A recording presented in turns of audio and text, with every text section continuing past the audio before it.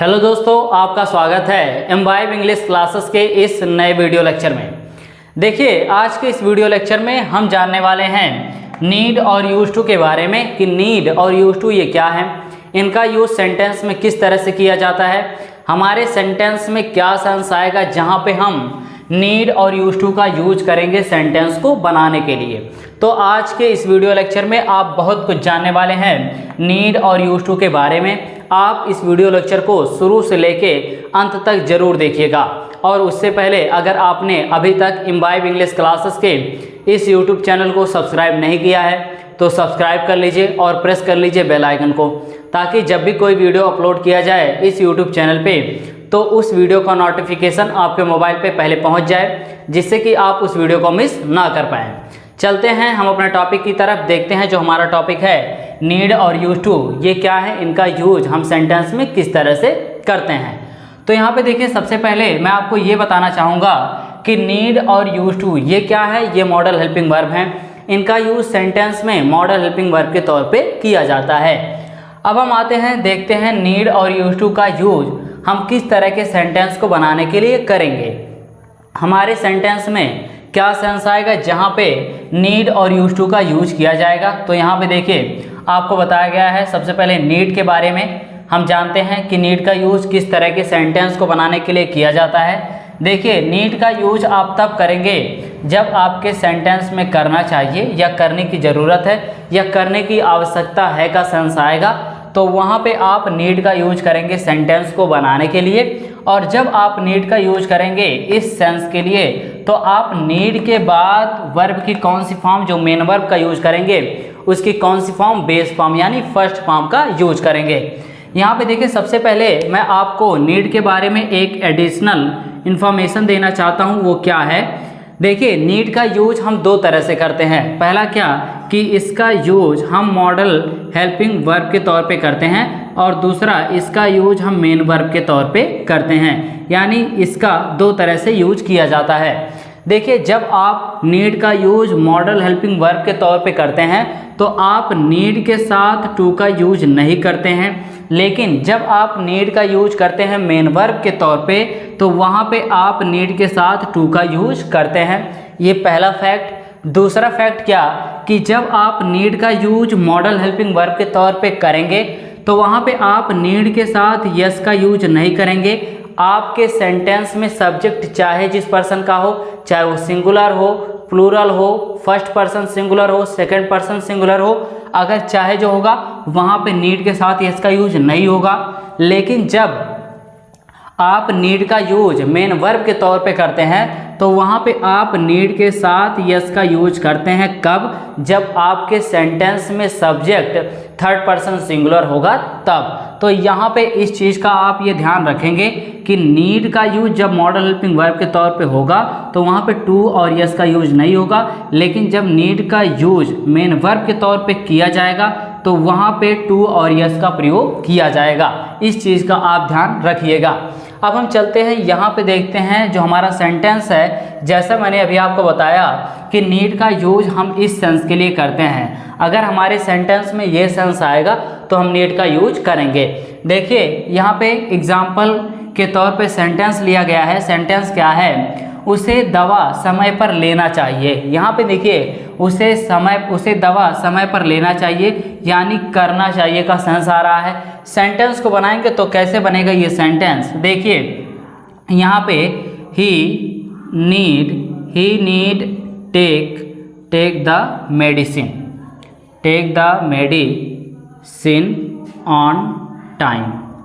यहाँ पे देखिए, आपने क्या किया, नीड का यूज किया। किसके तौर पे नीड का यूज किया गया, यहाँ पे नीड का यूज मॉडल हेल्पिंग वर्ब के तौर पे किया गया है। क्यों? क्योंकि यहाँ पे नीड के साथ टू का यूज नहीं किया गया है। लेकिन अगर हम इसी सेंटेंस को, सेम सेंटेंस को नीड की सहायता से बनाएं, जहाँ पे नीड क्या हो, मेन वर्ब हो, तो वहाँ पे हम कैसे बनाएंगे सेंटेंस, यहाँ पे बनेगा ही नीड्स। अब यहाँ पे आप नोट कर रहे हैं कि नीड के साथ यस का यूज किया जा रहा है। क्यों?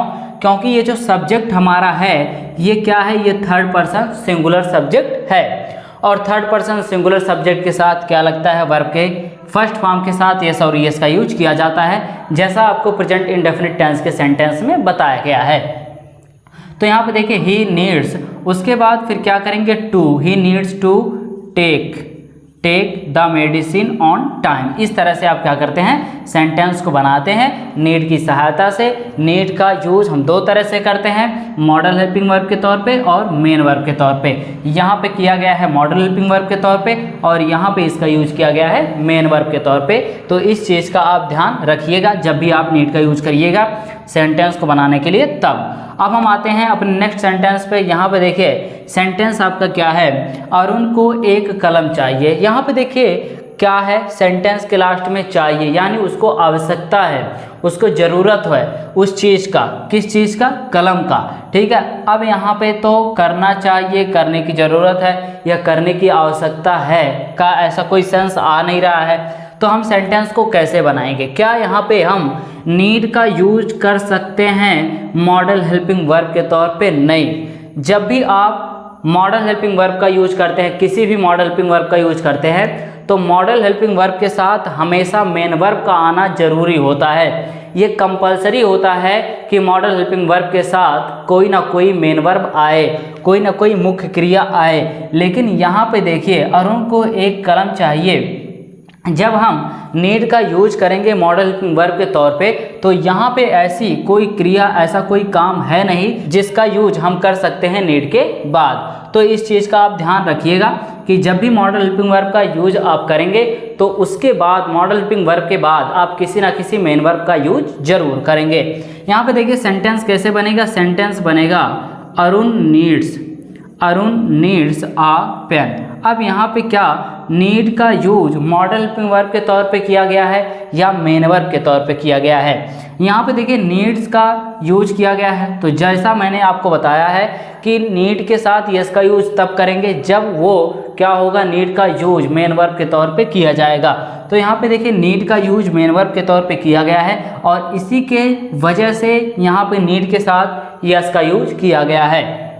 यहाँ पे हम इस सेंटेंस को इस तरह से नहीं बना सकते हैं, ही नीड अ पेन। ये हमारा सेंटेंस क्या हो जाएगा, गलत हो जाएगा। हाँ, अगर इसके बाद कोई मेन वर्ब आता, कोई मुख्य क्रिया आता, तो हम वहाँ पे नीड का यूज कर सकते थे, क्योंकि इसके बाद क्या होता, कोई ना कोई मुख्य क्रिया होता, तो हमारा सेंटेंस वहाँ पे सही हो जाता। लेकिन इस सेंटेंस में कोई ऐसी मुख्य क्रिया है नहीं जिसका यूज हम नीड के बाद करते हैं, तो इसके वजह से यहाँ पे नीड क्या हो जाएगा, गलत हो जाएगा अगर आप केवल नीड का यूज करेंगे मॉडल हेल्पिंग वर्ब के तौर पे। तो अब हम बात करते हैं अपने नेक्स्ट यूज जो बताया गया है यूज टू के बारे में, कि यूज टू का यूज हम कैसे करेंगे, क्या कंडीशन होगा जहाँ पे हम यूज टू का यूज करेंगे सेंटेंस को बनाने के लिए। तो यहाँ पे देखिए आपको बताया गया है कि आप यूज टू का यूज तब करेंगे जब आपके सेंटेंस में करता था, करती थी या करते थे का सेंस आएगा। तो वहाँ पे आप क्या करेंगे, वहाँ पे आप यूज टू का यूज करेंगे सेंटेंस को बनाने के लिए। और जब आप यूज टू का यूज करेंगे इन सभी सेंस के लिए, तो आप यूज टू के बाद जो मेन वर्ब का यूज करेंगे वो किस फॉर्म में यूज करेंगे, वो फर्स्ट फॉर्म में यानी बेस फॉर्म में यूज करेंगे। इस चीज़ का आप ध्यान रखिएगा। यहाँ पे देखिए करता था, करती थी, करते थे का सेंस हमारे सेंटेंस में कब आएगा, क्या कंडीशन होगा जहाँ पे ये सेंस आएगा हमारे सेंटेंस में। तो देखिए जब हम किसी से अपनी बीती हुई आदत के बारे में बताते हैं तो अक्सर वहाँ पे करता था, करती थी और करते थे का सेंस आता है। जैसे यहाँ पे देखिए आपको सेंटेंस के थ्रू ये बताया गया है, जैसे अगर हम यहाँ पे सचिन के आदत के बारे में बात करें, यानी पास्ट के आदत के बारे में बात करें, जो बीत गया है उसके आदत के बारे में बात करें, तो यहाँ पे हम ये कह सकते हैं कि सचिन यहाँ आता था और वह किताब पढ़ता था। यहाँ पे देखिए इस सेंटेंस में क्या बताया गया है, इस सेंटेंस में सचिन के बीती हुई आदतों के बारे में बात किया गया है, यानी उसके पास्ट के आदत के बारे में इस सेंटेंस के थ्रू बताया गया है। सचिन यहाँ आता था, सचिन यहाँ कब आता था, पास्ट में आता था। और वह किताब पढ़ता था, यानी किताब कब पढ़ता था, पास्ट में पढ़ता था। जो आदत क्या हो गई है, बीत गई है, उस आदत के बारे में जब बात किया जाता है तो वहाँ पे अक्सर करता था और करती थी का सेंस आता है, और ऐसे सेंटेंस को बनाने के लिए हम यूज्ड टू का यूज करते हैं। और जब यूज्ड टू का यूज किया जाता है तो उसके बाद जो मेन वर्ब का यूज होता है वो बेस फॉर्म में यानी फर्स्ट फॉर्म में यूज किया जाता है। तो हम यहाँ पे ये कह सकते हैं कि यूज्ड टू का यूज करता था, करती थी, करते थे के लिए किया जाता है कब? जब पास्ट हैबिट के बारे में बात होता है तब। तो इस चीज़ का आप ध्यान रखिएगा। यहाँ पे देखिए सचिन यहाँ आता था, इस सेंटेंस में करता था का सेंस आ रहा है। सेंटेंस को हम बनाएंगे, कैसे बनेगा? Sachin used to come here and और ही। अब क्या यहाँ पे हम पढ़ता था यानी करता था यहाँ पे भी आ रहा है, तो क्या यहाँ पे हम यूज टू का यूज कर सकते हैं? जैसा यहाँ पे आता था के लिए हम यूज टू का यूज किए हैं। देखिए, जब आप किसी भी पैराग्राफ में पहला सेंटेंस यूज टू की सहायता से बना देते हैं, कंप्लीट कर देते हैं, तो फिर आप उस पैराग्राफ में कभी भी यूज टू का यूज नहीं करते हैं। जहाँ जहाँ पे ऐसा सेंस आता है वहाँ पे आप क्या करते हैं? यूज टू की जगह पे वुड का यूज करते हैं। Would read the book. तो इस चीज़ का आप ध्यान रखिएगा कि अगर आपके किसी भी पैराग्राफ में या आपने ही अगर एक बार यूज टू का यूज कर दिया है तो फिर आप यूज टू का यूज ना करें तो बेहतर होगा। जहाँ जहाँ पे आपको ऐसा सेंस मिलता है वहाँ पे आप यूज टू के जगह पे वुड का यूज करेंगे, जैसा यहाँ पे किया गया है। तो इस तरह से आप क्या करते हैं?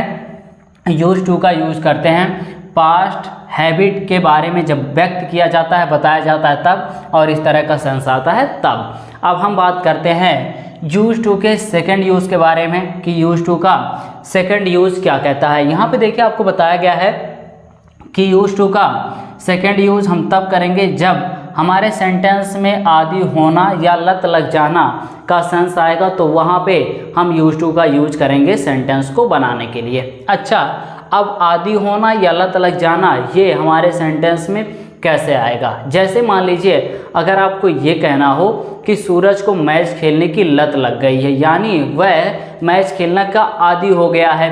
आपको सिगरेट पीने की लत लग गई है, यानी आप सिगरेट पीने के आदी हो गए हैं।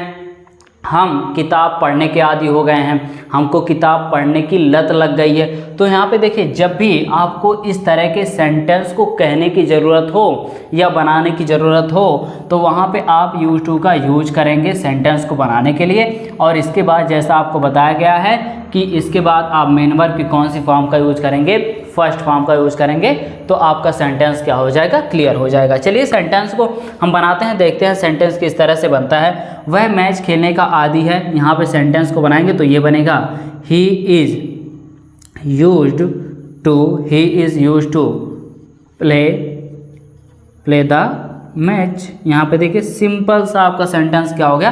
कंप्लीट हो गया। He is used to play the match, वह मैच खेलने का आदी है। लेकिन अगर यहीं पे आदी है के बजाय हो जाता है आदी था, वह मैच खेलने का आदी था, तो आपको क्या करना है? आपको करना कुछ नहीं है, ये जो हेल्पिंग वर्ब है इज, इसको क्या कर देना है? वाज में सब्जेक्ट के अकॉर्डिंग वाज और वर्ब में कन्वर्ट कर देना है, तो आपका सेंटेंस क्या हो जाएगा? बहुत ही आसानी के साथ ये हो जाएगा, वह मैच खेलने का आदी था में कन्वर्ट हो जाएगा। इस तरह से आप क्या करते हैं? नीड और यूज टू का यूज करते हैं सेंटेंस को बनाने के लिए।